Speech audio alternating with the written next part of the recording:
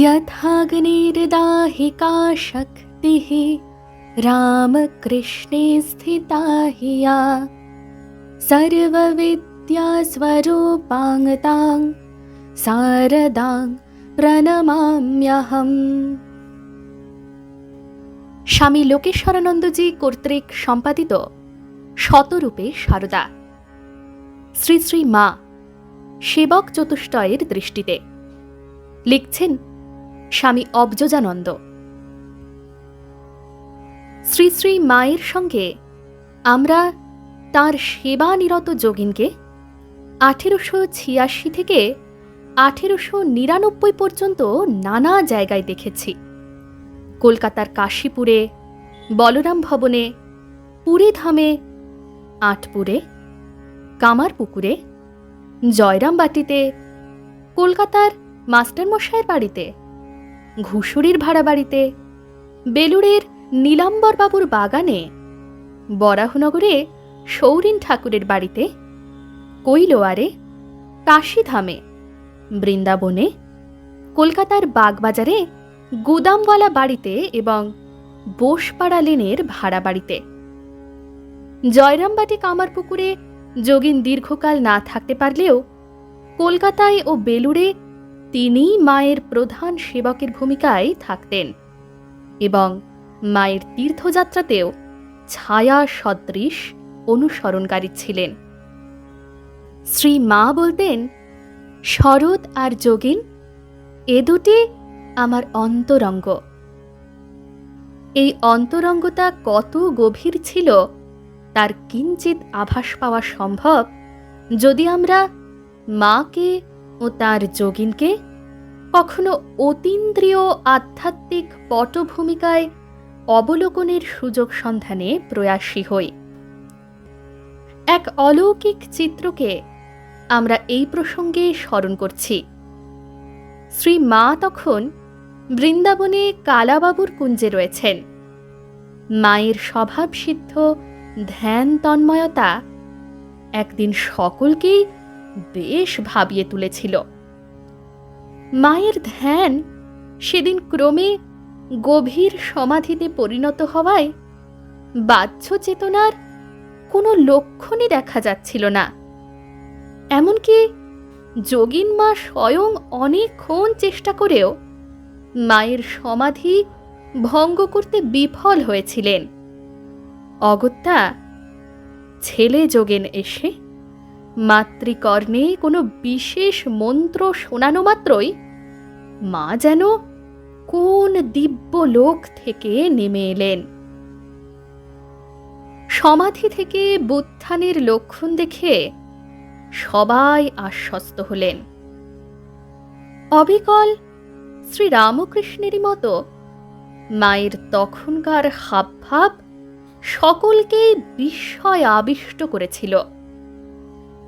সমাধি থেকে নামার মুখে ঠাকুর যেমনটি বলতেন, মাও ঠিক তেমনই আবেগ জড়ানো অস্ফুট কণ্ঠে বললেন, খাবো। কিছু খাদ্য, জল ও পান মুখের সামনে ধরলে ঠাকুরেরই অনুরূপ ভঙ্গিতে মা তা গ্রহণ করেন। এমনকি পানের খিলির সরু দিকটা দাঁতে কেটে ফেলে দিয়ে তবে খেলেন। বিস্ময়ের মধ্যেও বিস্ময়কর ব্যাপার এই যে তখন যোগিন মহারাজই মাকে কয়েকটি প্রশ্ন করতে দুঃসাহসী হয়েছিলেন। শ্রীরামকৃষ্ণ ভাবাবিষ্টা মাও ঠিক ঠাকুরের মতোই সেবক সন্তানের সব কটি প্রশ্নের উত্তর দিয়েছিলেন। ঘটনাটি বহু দিক থেকেই অসামান্য। সেব্য সেবকের সম্বন্ধ নির্ণয়ের জন্য তো বটেই। শ্রী মায়ের সম্পর্কে যোগিন মহারাজের উক্তি বিশেষ পাওয়া যায় না, কিন্তু যোগিন মহারাজ সম্পর্কে শ্রী মায়ের স্নেহ জ্ঞাপক উক্তি ও ঘটনার সংখ্যা অনেক। সেগুলি থেকেই জানা যায় যোগিন মহারাজ শ্রী মাকে কোন দৃষ্টিতে দেখতেন।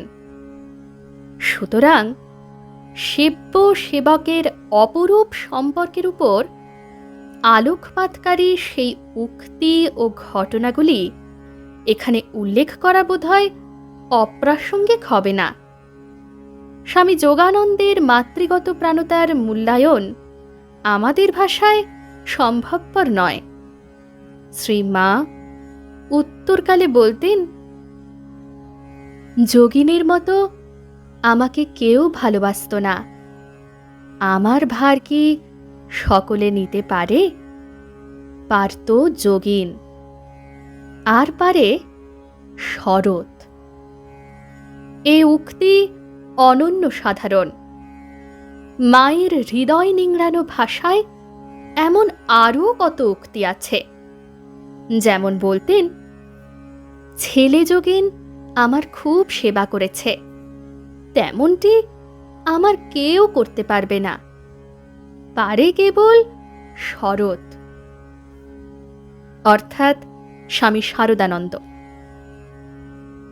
স্বামী যোগানন্দের মাতৃ অনুরক্তি কত সহজ ও মর্মস্পর্শী ছিল তা তাঁর জীবনের ক্ষুদ্র ক্ষুদ্র ঘটনাবলীর মধ্যেও সতত পরিস্ফুট হতো।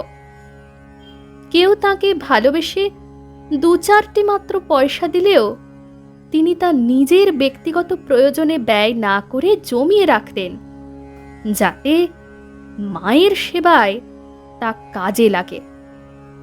অথবা মা তীর্থাদিতে গেলে ইচ্ছা মতো খরচ করতে পারেন। এইভাবে যোগীন মহারাজ মায়ের জন্য মোট ৬০০ টাকা সঞ্চয় করেছিলেন। শ্রীমা তাই বলতেন, যোগিনের মতো আমাকে কেউ ভালোবাসত না। আমার যোগিনকে যদি কেউ ৮ আনা পয়সা দিত, সে রেখে দিত, বলতো মা তীর্থে তীর্থে যাবেন, তখন খরচ করবেন। শ্রী শ্রী মা প্রতিবারই জগদ্ধাত্রী পূজা উপলক্ষে পূজার বেশ কিছুদিন আগে জয়রামবাটিতে যেতেন। দেবী পূজার বাসন আদি নিজ হাতে মেজে ঘষে প্রস্তুত রাখবার এবং অন্যান্য আনুষঙ্গিক ব্যবস্থাদি করবার জন্য। মায়ের এই কায়িক শ্রম এবং মানসিক উদ্বেগ সন্তানের বক্ষে দারুণভাবে বাজত। তাই কিছু অর্থ হাতে সঞ্চয় হওয়া মাত্রই তা দিয়ে পূজার বাসনের বিকল্প হিসাবে কাঠের বারকোষ ইত্যাদি যথেষ্ট সংখ্যায় তৈরি করিয়ে মাকে তিনি বলেছিলেন, তোমাকে আর বাসন মাজতে যেতে হবে না।